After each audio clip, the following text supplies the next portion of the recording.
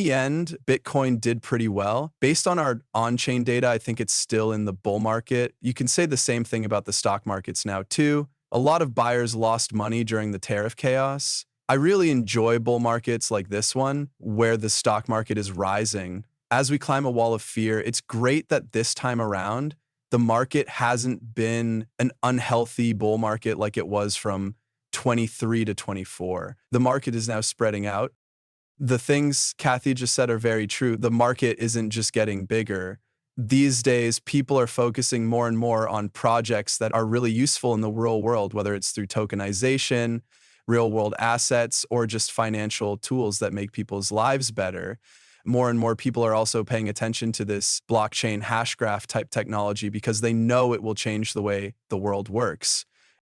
And a huge amount of very smart money is pouring into crypto at a rate that has never been seen before, especially into certain projects like XRP and HBAR right now.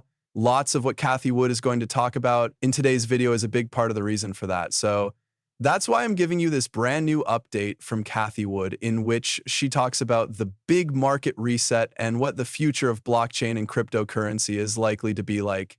I think things are going to look really good for XRP based on this information. You probably already guessed that. I'm really excited about what the future holds here.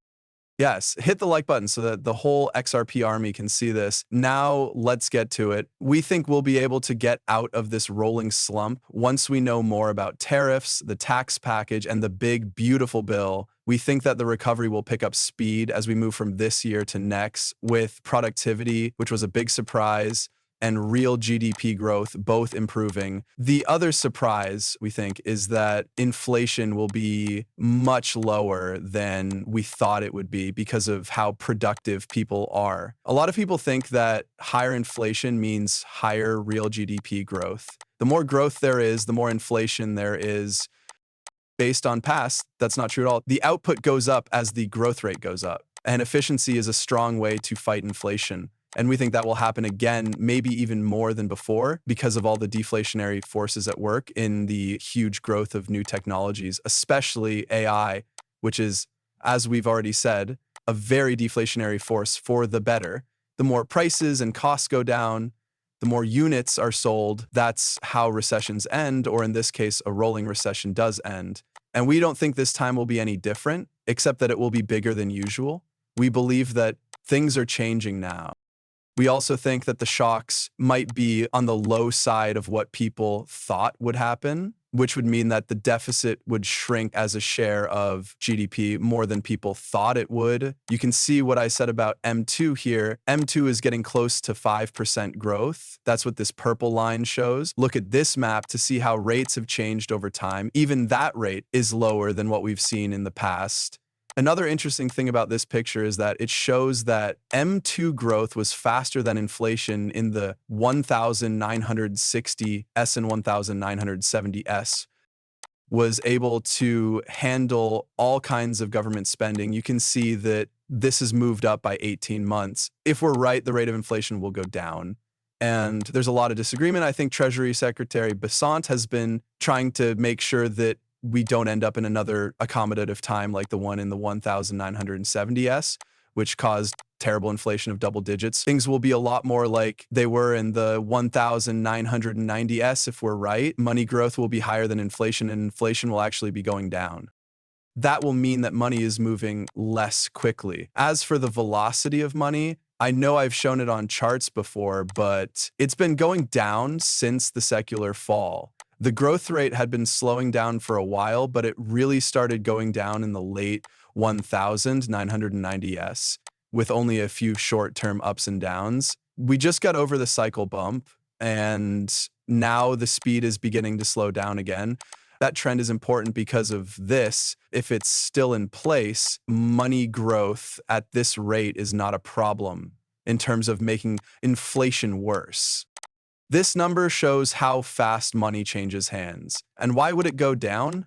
If we're right and inflation is much lower than predicted, then interest rates will follow. This means that people don't feel like they need to buy anything right away because both inflation and interest rates are going down. There will be more than 1 billion active users in the crypto space by the end of this year. If the current trend of people adopting crypto continues, please give that some thought. A little less than 1% of people in the world have any XRP at all, not even 1%. So picture what will happen when all of a sudden 15% or more of the world's people are in the crypto area. Think about how many of those people will buy XRP. The numbers are so big that you can't even begin to understand the scale of magnitude we're talking about. Numbers that big are hard for everyone to understand. My prediction, though, is that XRP will be one of the best drivers because of this huge growth spurt. Now, what's the reason for that? The first reason is that it's set up to be a tool that everyone can use. But very rarely in human history have tools worked so well that they didn't really help people in the real world. To be exact, there are a few cases. Gold is expensive because it is a store of value. So this isn't really a good use case for it. Yes, it can be used to make computer chips and other similar things, but it's probably one of the few things that everyone agrees is a good way to save money when times are volatile. We should really look at the cryptocurrencies that solve real-world problems and add value to society. Bitcoin might still fit into that category. XRP is great. The H bar is also great.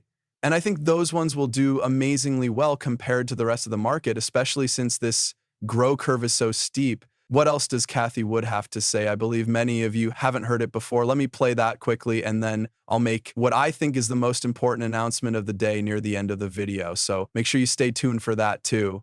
Let's talk about that. We've been going up a wall of worry. A lot of people thought that the tariffs and the fight between the Fed and the president would really shake up the markets. And there has been some change, of course, but I think these are the types of bull markets that last the longest. It's really telling us something. When the market goes up despite all the problems, I think it's telling us that interest rates are likely to go down. And I think the housing numbers are something that a lot of people aren't paying attention to when they look at the inflation numbers.